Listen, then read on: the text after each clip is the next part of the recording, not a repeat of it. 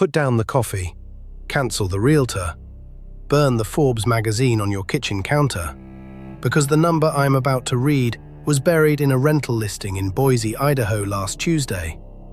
The cheapest one-bedroom apartment in the whole city, $1,950 a month. The average hourly wage in the same zip code, $16.40. You do the math.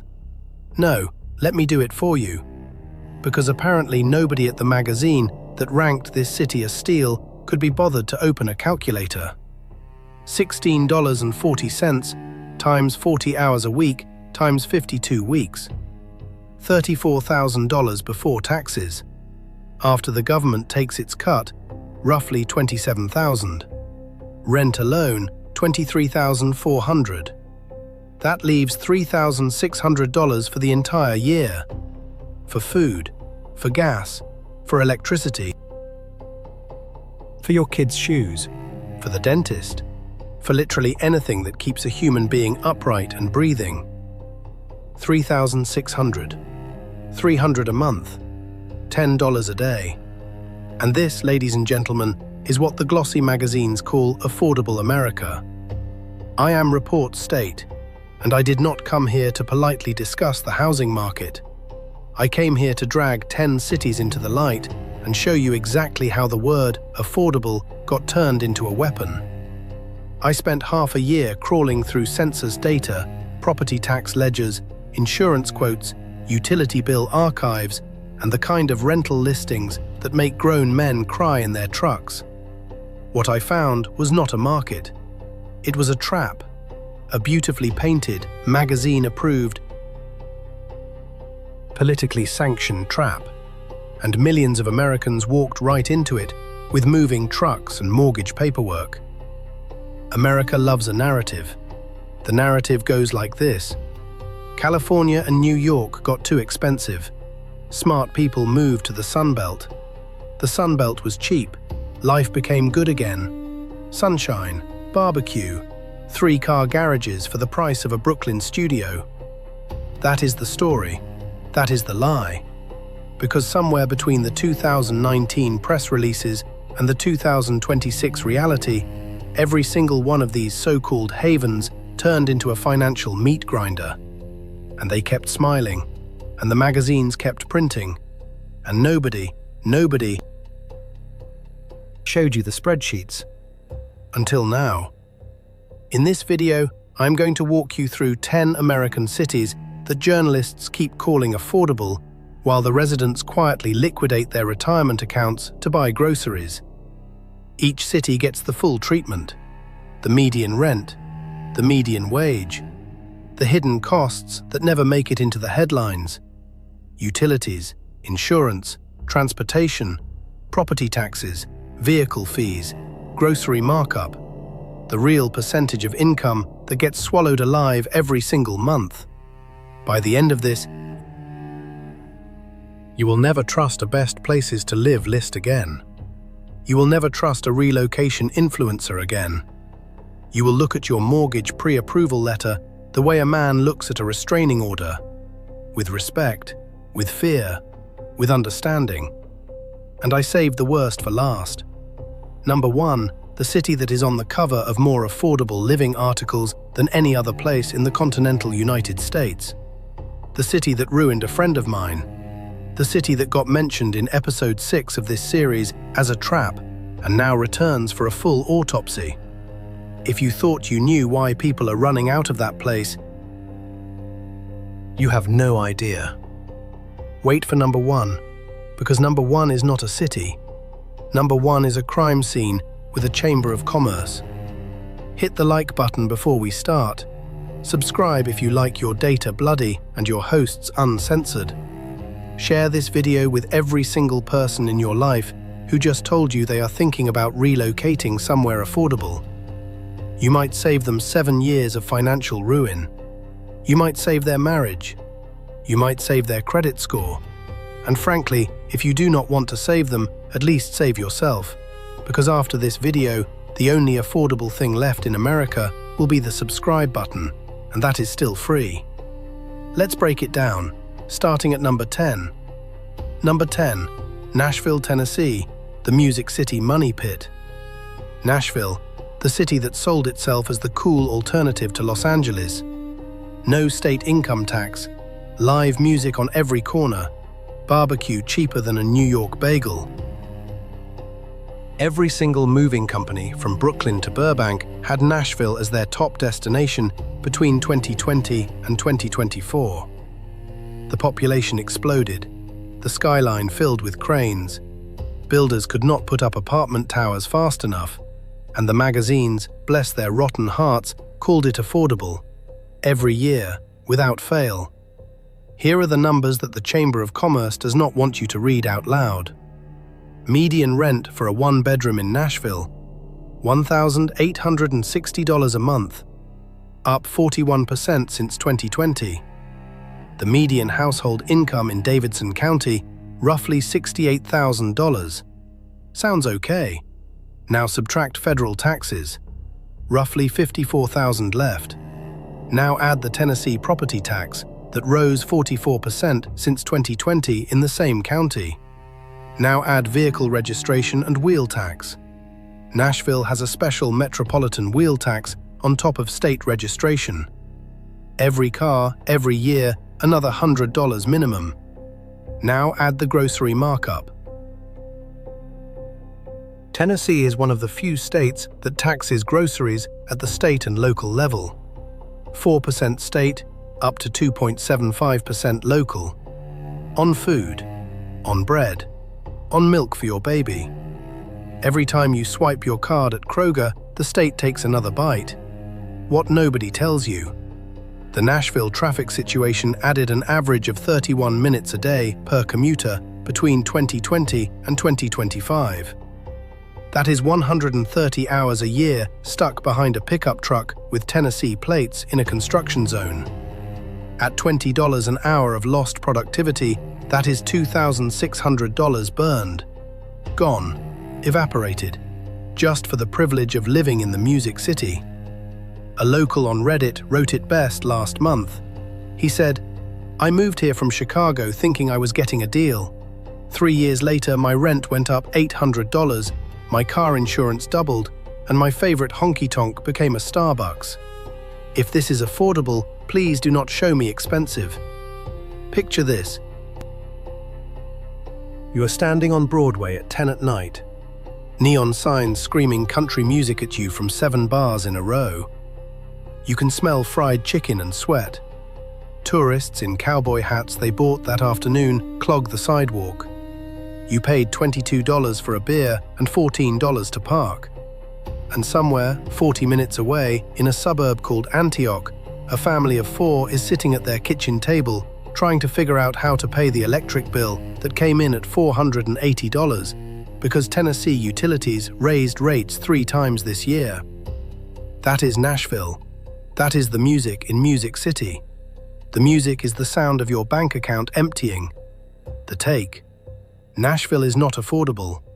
Nashville is Los Angeles with worse drivers and a state government that taxes groceries. If you moved here thinking you would save money, the city is currently laughing at you through the speakers of every honky-tonk on Broadway. And if you think Nashville is bad, just wait. Because the next city invented a technology company, Renaissance, printed 30,000 press releases about affordable brilliance, and quietly turned its middle class into renters for life. Number 9. Raleigh, North Carolina, the Research Triangle Trap. Raleigh, the pride of the New South, the crown jewel of the Research Triangle. Duke, UNC, NC State, IBM, Cisco, Red Hat, pharmaceutical campuses, tech startups, clean sidewalks, sweet tea. Every best place to live list for the last 10 years has Raleigh in the top 5. Young professionals, young families, young money, young disaster. Median rent for a one-bedroom in Raleigh, $1,720 a month, up 38% since 2020. Median household income, $72,000. Not terrible, until you look at the utility costs. North Carolina electricity rates jumped 29% in the last 3 years.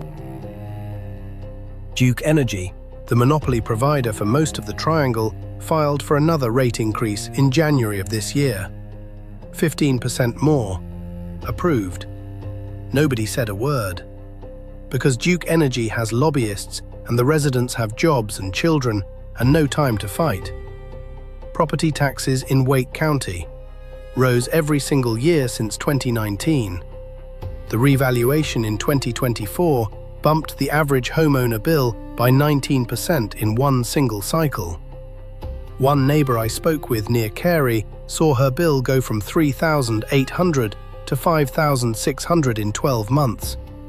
She had not done a single renovation. She had not added a deck. She had not even painted the shutters. The county simply decided her house was worth more on paper and sent her a bill that ate an entire month of her paycheck.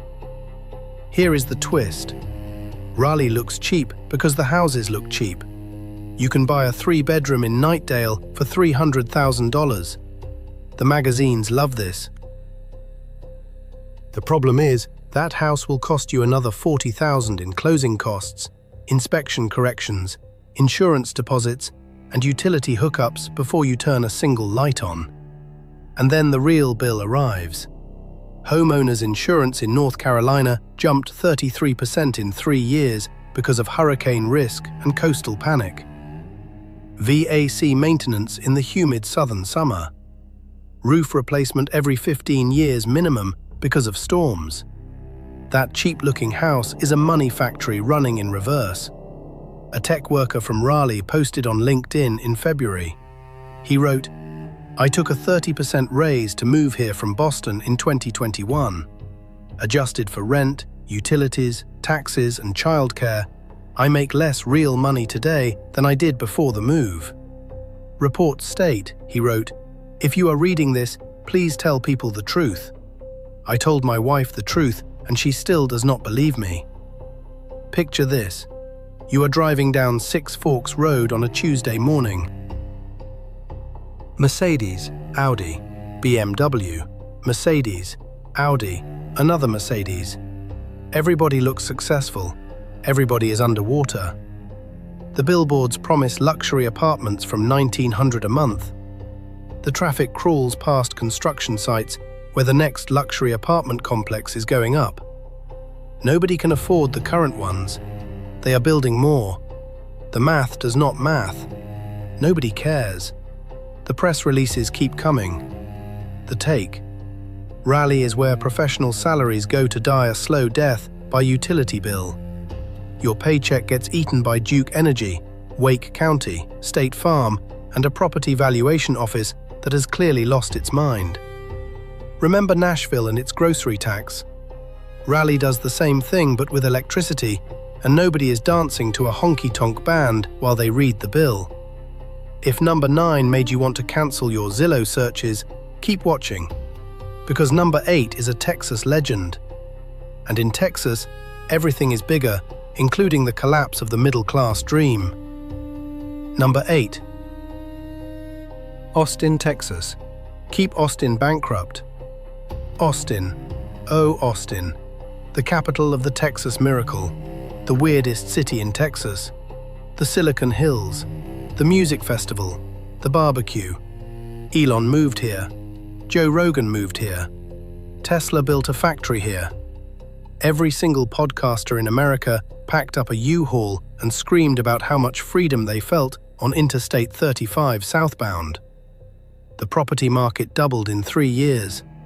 The commentary class declared Austin the future of America. The future of America apparently is paying $2,000 a month to hear construction at 5 in the morning. Median rent for a 1-bedroom in Austin, $2,100 a month, up 52% since 2020.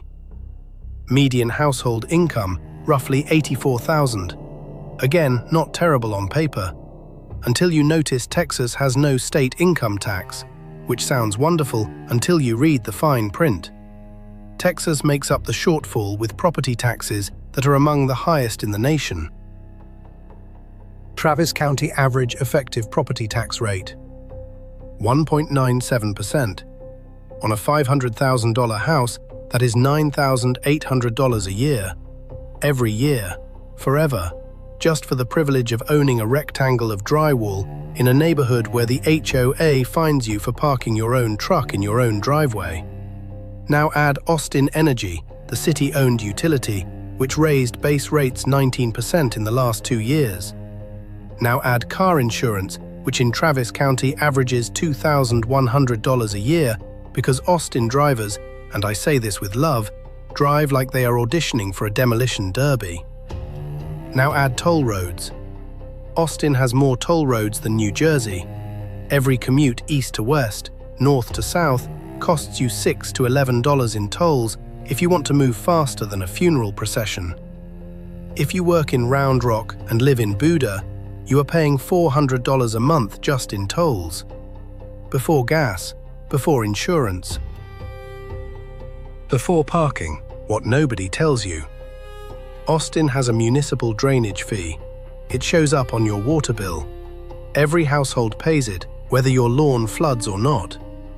Then there is the homestead exemption, which sounds generous until you realize the appraised value of your home rose so fast that even with the exemption, your tax bill doubled in 5 years. The exemption is a band-aid on a hemorrhage. A woman on a local Austin Facebook group wrote this last month. She said, "I bought my house in 2019 for $300,000. My property tax bill then was $5,000. This year my tax bill is $11,600. The house did not grow. The roof did not get fancier. The county just decided I owe them an extra $6,000 every year. Forever, because I made the mistake of staying." Picture this. You are driving south on Mopac at 6 in the morning. The sun is not up. The traffic is already a parking lot. A billboard to your right says, "Austin is weird and wonderful." A billboard to your left says luxury apartments from 2300. You are on your way to a job in a glass tower where the parking costs you $200 a month. You have a cold brew in a reusable cup. You are 32 years old. You have $17,000 in student loans. You have a car payment. You have a dog. You are one burst pipe away from moving back to Ohio. You will not admit that to your friends. You will not admit that to your friends yet, but the thought is already in your head. It arrived last month when the HOA sent you a letter about your trash cans being visible from the street for 9 minutes too long. $50 fine. You laughed. You did not cry, but you wanted to. The take. Austin did not stay weird. Austin stayed expensive and got boring. The barbecue is still good. The tacos are still good. Everything else is a financial landmine wrapped in a Tesla charging cable. If you moved here for freedom, the property tax bill will remind you that freedom in Texas costs $9,000 a year and rises every April. Now buckle up, because number 7 is where the banks live. And if you think bankers know how to run a city, wait until you see what they did to their own. Number 7. Charlotte, North Carolina. Banking capital, broke residents. Charlotte is the second largest banking center in the United States. Bank of America headquarters, Wells Fargo East Coast hub, Truist, Lending Tree, a skyline full of glass towers built with mortgage fees and credit card interest. Every economic development magazine for the last 15 years called Charlotte the new Atlanta. Young, diverse, affordable, pro-business. The airport is a hub for everywhere. The NASCAR headquarters sit one county over. The city literally brands itself as the place where ambition meets affordability. Ambition, yes. Affordability, dead on arrival. Median rent for a one-bedroom in Charlotte, $1,640 a month. Median household income in Mecklenburg County, roughly $70,000. Sounds workable, until you see the Duke energy bill. Same Duke that ravaged Raleigh residents also owns Charlotte. Rates up again. Again. Now add the car insurance. North Carolina is not the worst state for auto insurance, but Charlotte specifically, because of accident rates and theft rates in certain zip codes, pushed the average premium to $1,600 a year. Now add the stormwater fee on your water bill, the city recycling fee, the vehicle tax sticker, and the property tax revaluation of 2023 that raised the average homeowner bill by 26% in 1 year. Here is the dirty secret of Charlotte. The banking jobs that the city advertises pay well, 6 figures plus bonus. But those jobs are maybe 15% of the workforce. The other 85% work in support services, call centers, hospital back offices, warehouse logistics for the e-commerce giants that built fulfillment centers all around Concord and Monroe. Those jobs pay $18 to $24 an hour, and those workers live in neighborhoods where the rent is rising 12% a year. The banking aristocracy lives in Myers Park and South Park. The rest live in apartment complexes named after things that no longer exist in their neighborhoods. The Orchard, the Meadows, the Reserve at Hidden Creek. There is no creek, there is no reserve. There is a Dollar General and a gun store. A nurse I interviewed last fall, 12 years at Atrium Health, told me this. She said, "I make $68,000 a year. My rent is $1,900. My car payment is $420. My insurance is $190. My student loan is $300. My electricity last August was $340. I have not taken a vacation in 5 years. I have not seen a dentist in 3. My charting app froze last night, and I cried at the nursing station because I just wanted one thing in my life to work the first time." This is Charlotte. This is the banking capital, and the banks are doing fine. Picture this: uptown Charlotte at 7:30 on a weekday morning. Suits pouring out of parking decks, coffee in paper cups, corporate badges swinging from lanyards, everyone walking fast, everyone looking tired. Above them, 60-story towers with the logos of institutions that made their quarterly numbers on the backs of late fees charged to the very people walking to work below. A homeless man sleeps on a bench by the Duke Energy Tower. Nobody looks at him. Not because they are cruel, because they are one paycheck from the same bench, and they know it, and they cannot bear to see the future. The take. Charlotte is a city where billion-dollar banks lecture the country about financial literacy, while their own support staff sleeps in cars at park-and-ride lots off I-77. If this is banking capital, lock the vault and throw away the key. Ready for number 6? Because the next city has traffic, taxes, and a political circus so wild that residents are literally moving to rural counties just to escape the commute. Buckle up. Number 6. Atlanta, Georgia. Traffic, taxes, and tears. Atlanta, the capital of the New South. The birthplace of Coca-Cola, CNN, Delta, and 1,000 hip-hop careers. The city too busy to hate. The city with the worst traffic in America outside of Los Angeles. The city that added 75,000 residents a year between 2020 and 2024 and built approximately 0 functioning highway lanes in response. Atlanta is the definition of growth without planning, and the residents are paying the tuition on that experiment every single day. Median rent for a 1-bedroom in the Atlanta metro, $1,730, up 35% since 2020.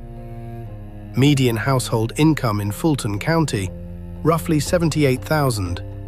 Not bad, except the Atlanta sales tax, 8.9% in the city, depending on the district. Groceries, unlike in Tennessee, are exempt from state sales tax, but local sales tax still applies. Dining out, gas, car repairs, clothing, every single transaction, you lose almost 9% on top. Then the property tax. Fulton County tax bills rose about 31% from 2020 to 2025 because of runaway property assessments. Homeowners who bought in 2019 are now paying $2,000 to $4,000 more per year than they budgeted. Every year, forever. And then the traffic. Oh, the traffic. Atlanta commuters waste an average of 74 hours a year stuck on I-285, I-75, I-85, or the GA400. That is almost 2 full work weeks. Gone. Lost to brake lights. At the current average wage, that is $3,100 in lost productivity per worker per year. Plus gas. Plus wear on the car. Plus the slow death of your soul as you watch a 15-mile drive take an hour and 40 minutes on a Wednesday afternoon in light rain. The hidden killer in Atlanta is the car insurance. Georgia has one of the highest auto insurance rates in the country. The state average is around $2,200 a year. In certain Atlanta zip codes, it is over $3,000. For a used Honda Civic with a clean driving record. Because the state has high uninsured motorist rates and the insurance companies compensate by charging everyone, including you, an arm and a leg. Then home insurance, rising every year because of tornado risk, hail damage, and a general underwriting panic across the Southeast. A public school teacher in DeKalb County wrote me an email. Short, clinical, devastating. She said, "I have taught for 19 years. I make $58,000. My take-home after insurance and pension is $41,000. My rent is $1,900. My utilities average $300. My car and insurance and gas, $700. I have $200 left for food and everything else. I eat from the school cafeteria for lunch. I qualify for food stamps. I teach children how to read. The state of Georgia calls this affordable. I call it a crime. Picture this. You are on the top floor of a parking deck in Buckhead. The sun is setting. The skyline looks gorgeous. Pink and orange sky behind the Bank of America Tower. You have your keys in your hand. You are about to get in your car and drive 18 miles home. According to Google Maps, it will take you an hour and 12 minutes. You look at the skyline one more time. You think, this city is beautiful. Then you remember the credit card statement you opened this morning. $4,800. You do not remember what you bought. You remember paying for groceries, gas, a birthday dinner, an oil change, a vet visit, small things, all of them together adding up to a number you cannot pay this month. You get in the car, you drive home, you do not turn on the radio. Atlanta is beautiful from the 8th floor of a parking deck. Atlanta is a coffin in slow motion from the driver's seat. The take. Atlanta sells culture. Atlanta delivers commutes, credit card debt, and a tax bill that rises faster than the traffic on Spaghetti Junction. If you moved here for opportunity, the opportunity is to discover exactly how long you can sit in a Kia Sorento before your will to live evaporates. If Atlanta broke your heart, number 5 will break your bank. Because there is a city 1 mile above sea level where the air is thin and the rent is thinner than your patience. Number 5, Denver, Colorado. Mile-high rent. Denver, the crown jewel of the Rocky Mountain West. The city where Californians and Texans converge to pretend they are outdoorsy. The city that legalized weed and then acted surprised when every trust fund kid in America bought a Subaru Outback and moved in. Between 2013 and 2023, Denver's population grew by nearly 20%. The housing supply did not. The result is a market where a 600-square-foot studio in Capitol Hill costs the same as a 3-bedroom house in Omaha, and the people living in the studio still call themselves fortunate. Median rent for a 1-bedroom in Denver, $1,940 a month. Median household income in Denver County, roughly $80,000. The numbers look workable until you count the altitude tax. Living at 5,200 feet has consequences the relocation blogs do not mention. Your car engine works harder. Your car battery dies faster in the cold. Your utility bills swing from $200 in October to $600 in January. Your heating bill in a mountain-adjacent climate is brutal. Xcel Energy raised rates twice in the last 18 months. Residents filed complaints.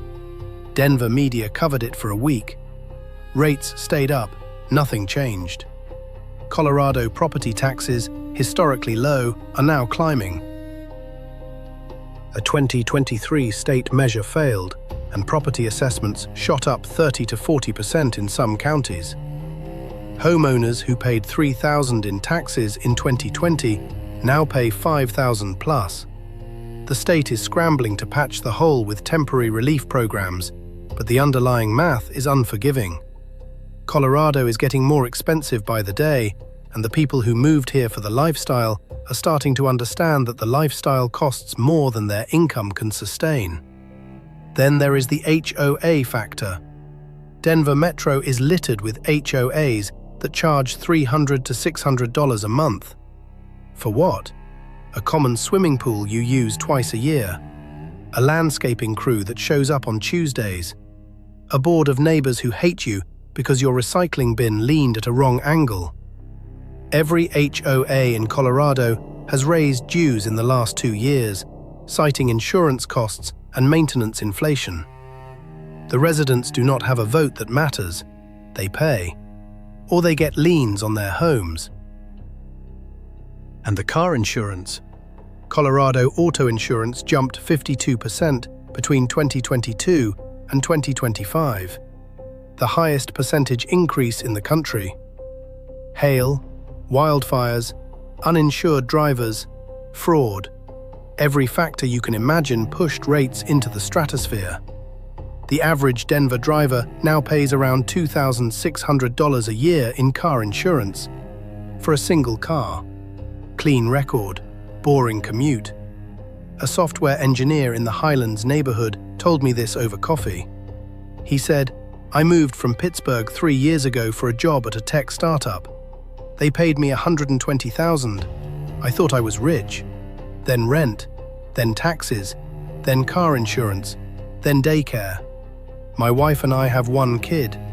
Daycare in Denver is $2,200 a month. That is more than our mortgage. My $120,000 salary in Denver feels like $65,000 in Pittsburgh. I love the mountains. The mountains do not pay the bills." Picture this. You are at a trailhead west of Golden at 7 in the morning. Your Subaru is parked next to 8 other Subarus, all newer than yours, all with bike racks, all with stickers that say things like "Native" on cars that clearly just arrived. The sun is breaking over the front range. The air smells like pine. You are about to hike. You earned this. You paid for this. 2 hours later, you get back to your car and check your phone. A notification from your HOA. Your garbage bins are in violation. $200 fine. A notification from your electric company. Bill is up $78 from last month. A notification from daycare. Rates going up next month. You stare at the Rockies. The Rockies do not care.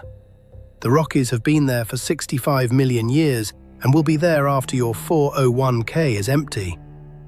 The take. Denver is gorgeous. Denver is expensive. Denver will take your wonder and sell it back to you for $1,900 a month plus HOA fees. If you moved here for the mountains, congratulations. You now rent a view. Halfway through this bloodbath, Number 4 takes the sunshine tax to a level you are not ready for. Number 4, Phoenix, Arizona. Sunburned wallets. Phoenix, the Valley of the Sun, the 5th largest city in the United States, the poster child of Sunbelt migration.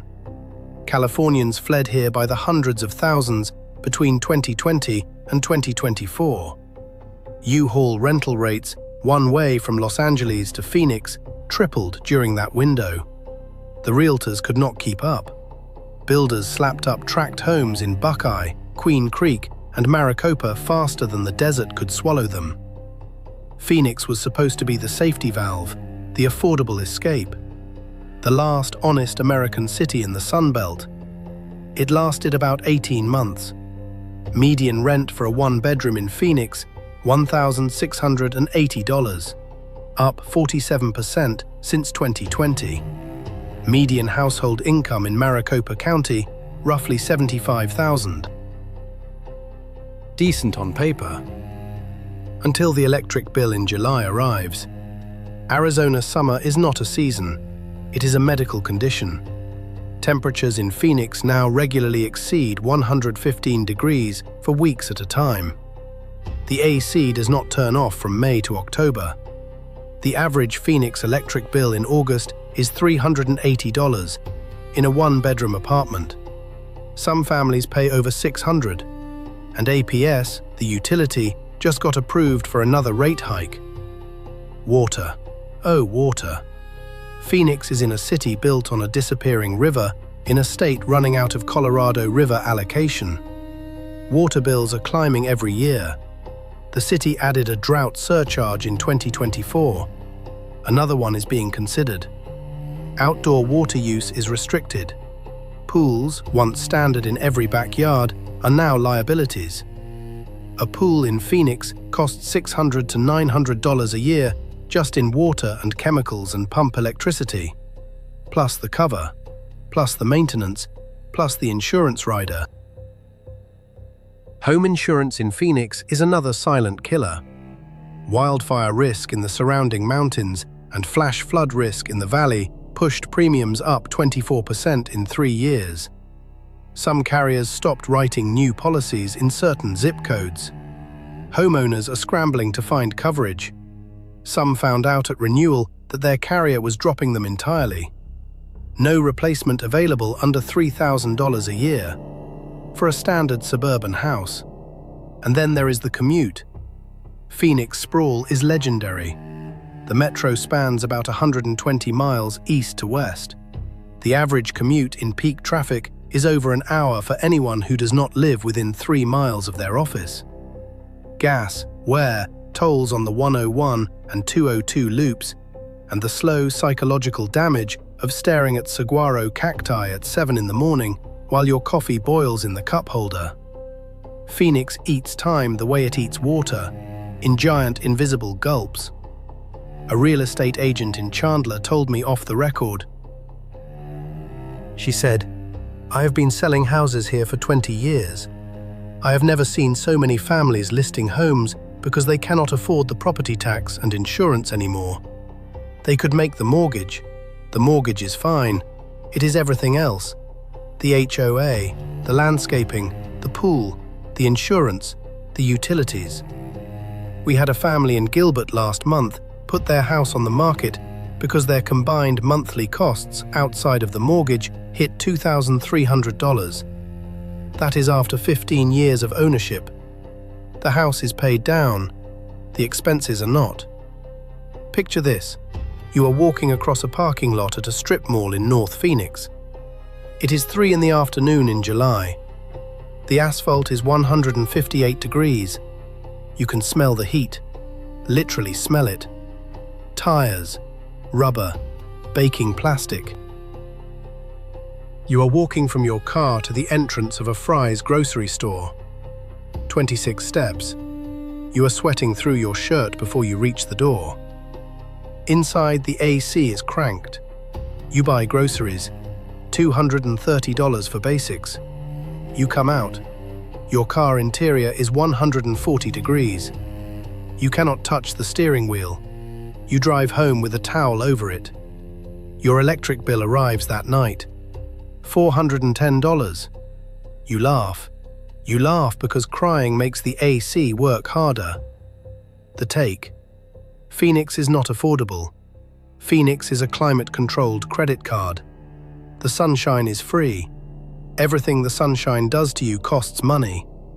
If you moved here to escape California, welcome. California is now the 20th most expensive state to live in. Arizona just overtook it in effective cost. Check the mirror, 3 cities left. Number 3 is the tech darling of the Mountain West, and the tech has a nasty surprise for its own workers. Number 3, Salt Lake City, Utah. Silicon Slopes scam. Salt Lake City, the unlikely boomtown, the clean city, the Mormon Manhattan, the ski capital, the host city for the 2034 Winter Olympics, the home of Silicon Slopes, where Adobe, Qualtrics, Pluralsight, Domo, and 100 venture-funded startups built campuses in Lehigh and Draper. Every business magazine wrote love letters to Salt Lake City from 2018 through 2023. Young professionals moved in. Families from California moved in. Tech money flowed. And then the math caught up. Median rent for a 1-bedroom in Salt Lake City, $1,610, up 43% since 2020. Median household income in Salt Lake County, roughly $82,000. Looks fine, until you see what happened to home prices. The median home price in the Salt Lake Metro went from $330,000 in 2019 to $580,000 in 2024. A 75% increase in 5 years. Wages went up maybe 15% in the same window. The gap is a cliff. First-time buyers are frozen out. Renters are trapped. Existing homeowners are sitting on paper wealth they cannot afford to leverage because every other option is more expensive than where they already live. Utah has a state income tax of 4.65%. Flat. Everybody pays it. Plus federal. Plus sales tax. Plus property tax that rose 16% in Salt Lake County in the last assessment cycle. The income tax is often forgotten in conversations about Utah. People hear low tax state and assume no tax state. Utah is not Texas. Utah is not Nevada. Utah taxes income, and at a rate that punishes middle earners as much as high earners. Then there is the air. Winter inversion in the Salt Lake Valley traps pollution for weeks. Air quality collapses. Emergency alerts go out. People with asthma are told to stay indoors. Children's sports get cancelled. The health costs of Utah's winter air are not in any relocation brochure. Ask anyone with a chronic respiratory condition. Ask anyone who has woken up at 6 in the morning in February to brown sky and a headache that lasts all day. Car costs in Utah are surprisingly steep. Vehicle registration is based on age and value, but there is also a uniform fee, an emissions fee, a road tax, and a state-imposed surcharge on electric vehicles. Gasoline is taxed at a rate that just went up again last legislative session. Auto insurance in Salt Lake averages $1,700, boosted by winter accident rates on I-15 and I-80. A systems administrator in Sugar House told me this. He said, "I make $95,000 at a tech company everybody has heard of. My wife works part-time. $30,000. We have 2 kids. Our mortgage on a house we bought in 2021 is $2,400. Our property tax just jumped $800 a year. Our daycare for the younger one is $1,800 a month. We have not saved anything in 2 years.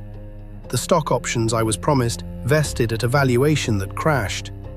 I am technically upper middle class. I feel poor. My kids share a bedroom. We are out of space. We cannot afford a bigger house.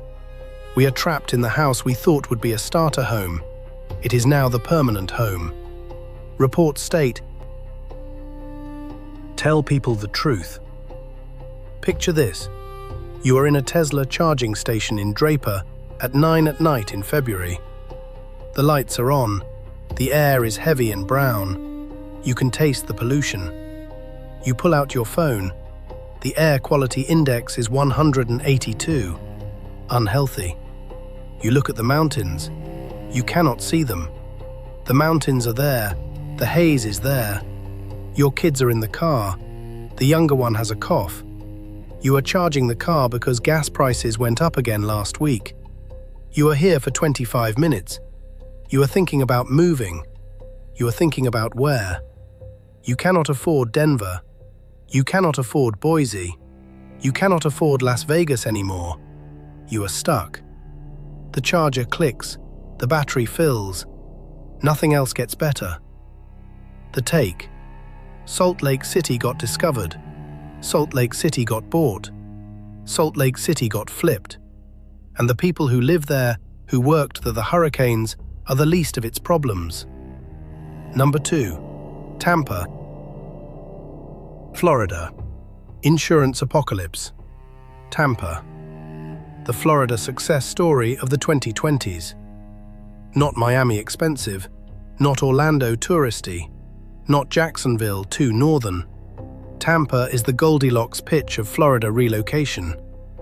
Beaches, warm weather, no state income tax, good airports, growing economy, cigar factories in Ybor City, Lightning hockey, Bucks football, Rays baseball. Every retired Northeasterner and every remote working Californian set their GPS for Tampa between 2020 and 2023. The population grew 12% in 4 years. The housing market exploded. The vibes were immaculate. Until the insurance industry looked at the math and started burning policies. Median rent for a one-bedroom in Tampa, $1,790, up 49% since 2020. Median household income in Hillsborough County, roughly $72,000.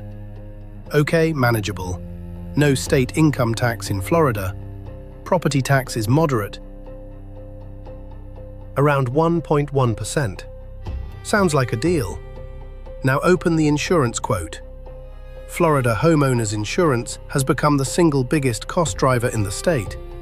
The average premium in Florida is now the highest in the nation by a wide margin. In Tampa, a standard 3-bedroom home, Далее 17 апреля с места обрыва. Номер 2. Tampa. На фразе про страховку в Флориде. In Tampa, a standard 3-bedroom home now carries an annual homeowner's insurance premium between $6,200 and $9,400. Not a typo. Per year, for a house valued at $400,000. That is an effective insurance rate of over 2% of the home's value. Every single year, forever. Hurricanes, sinkholes, roof age, flood zones, litigation, fraud. The entire Florida insurance ecosystem has collapsed into a feeding frenzy, and Tampa homeowners are the meat. And it gets worse. Dozens of private insurance companies pulled out of Florida entirely between 2022 and 2025. The ones that remain are raising premiums 20 to 40% at every renewal.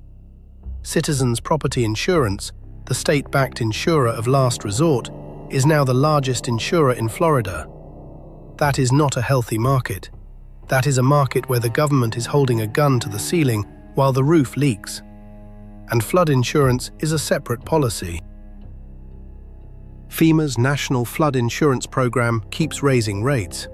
Private flood insurance, where you can find it, is no cheaper. If you live within 2 miles of Tampa Bay, your combined insurance bill can exceed your mortgage payment. Then the electricity. Tampa Electric raised rates multiple times in the last 3 years, citing fuel costs and storm hardening investments. Summer bills of $400 to $500 are standard. The humidity means the AC never rests. The average Tampa home runs the air conditioner roughly 22 hours a day from May through October. Car insurance. Florida is consistently one of the 3 most expensive states in the country for auto insurance. The average Tampa driver pays over $2,800 a year. High uninsured motorist rates, personal injury protection requirements, fraud, and hurricane-related claims keep premiums climbing no matter how clean your record is. And the hidden killer that nobody discusses. Roof replacement schedules. Florida insurers now demand that any roof over 15 years old be replaced or the policy is dropped. A new roof in Tampa runs between $18,000 and $32,000, depending on size and materials. Homeowners who bought 20-year-old houses in 2020 are being forced to replace roofs they did not budget for, on the insurer's timeline, or lose coverage entirely and default on the mortgage. A retired couple in St. Petersburg, just across the bay, told me their story last year. Husband, 71. Wife, 68. Bought the house in 2003 for $190,000. Paid it off in 2021. Celebrated. Thought they were finally safe. Then the 2023 insurance renewal arrived. $7,800. They had paid $2,400 the year before. The insurer demanded a new roof within 6 months or no renewal. $24,000 for the roof. They drained their emergency fund. Then the property tax went up 19%. Then Medicare supplement premiums went up. Then their car insurance. Then groceries. The husband told me, "Son, we paid off this house so we could retire in peace. Now we pay more per month to live in a paid-off house than we paid on the mortgage in 2015. Florida sold us a dream. Florida is charging us rent on it." Picture this. You are on a beach in Clearwater at sunset. Pink sky, warm Gulf breeze, pelicans gliding. You think, "I made it. I escaped the cold. I escaped the taxes. I escaped the traffic." And then your phone buzzes. Insurance renewal notice. Premium increased by 29%. You stand there in the sand, the sun on your face, and you realize the paradise you bought is on fire underneath. The water will come, the wind will come, the bill will come first. And the bill is not weather. The bill is a business decision made by an actuary in Atlanta who has never set foot on Gulf sand. The sunset does not care. The sunset has seen this before. The take. Tampa is gorgeous. Tampa is doomed. Tampa's affordability was a pre-2022 illusion that insurance math incinerated. If you moved here for the beaches, enjoy them. You are paying $13,000 a year in insurance, taxes, and utilities for the right to sit next to them. The waves are free. Nothing else in this city is. One city left. Number 1. The callback, the kingpin, the magazine's favorite graveyard. You knew this was coming. You did not know it was this bad. Number 1. Boise, Idaho. The magazine's favorite graveyard. Boise, the darling, the success story, the city that every relocation blog, every lifestyle magazine, every YouTube vlogger with a backpack called the future of affordable living. Between 2019 and 2024, Forbes, Money, Livability, and every clickbait list you can imagine ranked Boise in the top 5 best places to live in America. Every year, without fail. Californians swarmed in. Washingtonians swarmed in. Oregon retirees swarmed in. The population of Ada County exploded by 22%.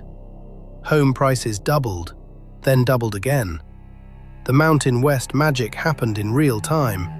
And the locals, the ones who had lived there since the 1990s, when Boise was a sleepy railroad town with a mediocre baseball team, watched their hometown get eaten alive by a migration they did not invite and could not escape. Median rent for a one-bedroom in Boise, $1,950 a month. The number from our opening hook. The median hourly wage, $16.40. The median household income in Ada County, $64,000. Down in real purchasing power by roughly 11% since 2020 after inflation. The median home price, $520,000, up 110% since 2019. To qualify for a median home in Boise at current rates, A buyer needs a household income over $140,000. The median Boise household makes less than half of that. The math is not a warning. The math is a death certificate for the middle class of southern Idaho. And the hidden costs. Idaho passed a grocery tax that the state partially refunds, but only at tax time, and only for residents who file correctly. The effective grocery tax is still one of the few remaining in the country. Vehicle registration fees climbed. Property taxes spiked after the 2023 assessment cycle, with some homeowners seeing bills jump 40% in 1 year. Idaho Power raised electricity rates twice in 18 months. Natural gas costs for winter heating climbed 31% in 3 years. Then the insurance. Wildfire risk in Idaho is real and growing. Premiums for homes within 10 miles of foothills have risen over 40%. Some carriers stopped writing policies in specific zip codes entirely. Homeowners are pushed into surplus lines at 2 or 3 times the cost. A family in the Boise foothills told me their insurance went from $1,900 in 2020 to $4,200 in 2025. Same house, same roof, same family, more than double. And the betrayal, the locals, the ones who built Boise, plumbers, teachers, hospital workers, city employees, restaurant owners, ranchers on the edge of town. They cannot buy the houses they grew up in. Their children cannot rent in the neighborhoods they were born in. Middle-aged couples who have lived in Boise for 30 years are selling and leaving because the property tax on a house they paid off 20 years ago has quadrupled. A retired school principal in the North End told me, "I raised 3 kids in this house. I paid off the mortgage in 2009. My property tax in 2009 was $1,900. My property tax this year is $7,400 on a pension. I am being taxed out of my paid-off home by a migration I never asked for." Here is the thing that makes Boise number 1 and not number 9. Every other city on this list at least had a reason to get expensive. Tech, banking, oil, film, weather, something. Boise got expensive because of a magazine list, because Forbes said so, because money said so, because a travel blogger with 80,000 Instagram followers said the mountains were pretty and the traffic was light. The entire Boise boom was a marketing event. The foundation was press releases. The infrastructure did not get built. The wages did not get raised. The schools did not get expanded. The hospitals did not get staffed. Nothing got better except the median home price. And the median home price made everything else worse. The callback from episode 6. Remember when I told you Boise was a trap? I did not tell you the full story then. I did not tell you about the school principal. I did not tell you about the wildfire insurance. I did not tell you that U-Haul one-way rates out of Boise tripled in 2024, passing the rates for trucks leaving Los Angeles and San Francisco. Yes, you heard that right. It now costs more to rent a truck to leave Boise than to leave Los Angeles. Because the people who fled California in 2020 are now fleeing Idaho in 2025. They brought their money. They brought their expectations. The money is gone. The expectations are shattered. They are loading up the same U-Hauls and heading to, and this is real, Wyoming, South Dakota, rural Nevada. Cities with 20,000 people and 1 grocery store. Because anything is cheaper than the graveyard the magazines made. Picture this. You are standing on the Boise Greenbelt on a Saturday morning in October. The foothills glow orange behind you. The Boise River runs clear and cold to your right. You can see the Capitol Dome. You can smell autumn. You can hear kids laughing at a playground. It is a perfect postcard. It is why you moved here. You moved here 3 years ago from Sacramento. You sold a house. You bought a house. You thought you were done. You thought this was the finish line. And now your wife is on her phone looking at homes in Cheyenne, Wyoming, because the property tax bill came yesterday. $7,200, up from $4,800 last year. Your insurance renewal is in November. Your daughter's high school is overcrowded. Her chemistry class has 38 students. The hospital wait for a specialist is 7 months. The beautiful magazine city is a pretty corpse. And you are looking at the river thinking, we did everything right and we still got sold a lie. The take. Boise is not a city anymore. Boise is an obituary with zoning. The magazines that built this fantasy are not writing the correction. They are moving on to the next victim town. Spokane, Chattanooga, Bozeman. They will ruin those too. They always do. And the residents of Boise, the ones who stayed and the ones who just arrived, are left holding property tax bills that grow, insurance premiums that grow, and a quality of life that shrinks every quarter. This is number one because it is the cleanest example of the entire scam. A city chosen by editors, a city priced by speculators, a city abandoned by the workers who made it worth photographing.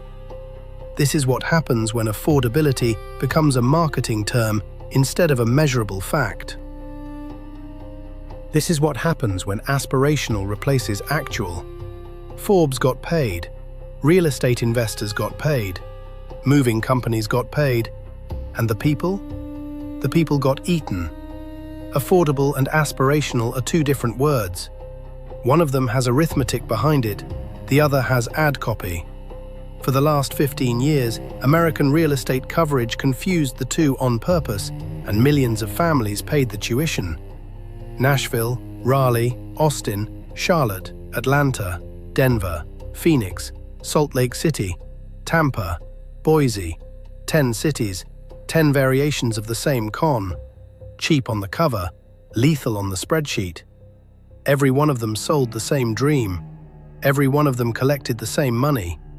Every one of them quietly filed the corrections in the small print at the bottom of page 47. The lesson is not that America is uninhabitable. The lesson is that a relocation decision based on a magazine headline is a financial suicide note with a welcome mat on top. Before you move anywhere, open a spreadsheet. Rent, utilities, insurance, taxes, registration, commute, childcare, food. Add them up. Compare to the local median wage. If the number exceeds 50% of gross income, run. If it exceeds 60, burn the map. If it exceeds 70, the city is already feeding on someone. Do not let it be you. Report State does not traffic in hope. Report State traffics in receipts. And the receipts say that the American affordability map of 2026 is a minefield dressed as a welcome brochure. You have been warned. Your friends have not. Send them this video before they sign the lease, before they wire the down payment, before they pack the U-Haul. Save them from the same editorial malpractice that salted the earth in Boise. Hit like if you made it this far without rage quitting. Subscribe if you want the next installment, because next week we go smaller and dirtier. 10 small towns under 50,000 people that sell themselves as paradise on the internet and deliver lawsuits, water contamination, and school system collapse to the families who believed the pitch. Some of these towns are in states you would not expect. One of them is under active federal investigation for something so dark that I spent 2 weeks deciding whether to even touch it. You know me, I touched it, I filmed it. It is coming. Turn on notifications. Because when Report State drops the next file, you want to see it before the lawyers see it, before the chambers of commerce start their damage control, before the magazines publish the next glowing ranking of the next doomed town. Be the person who knew first. Be the person who warned the family group chat. Be the person who did not get eaten. 10 small towns, 1 investigation. Paradise and lawsuits. See you there. Report State, out.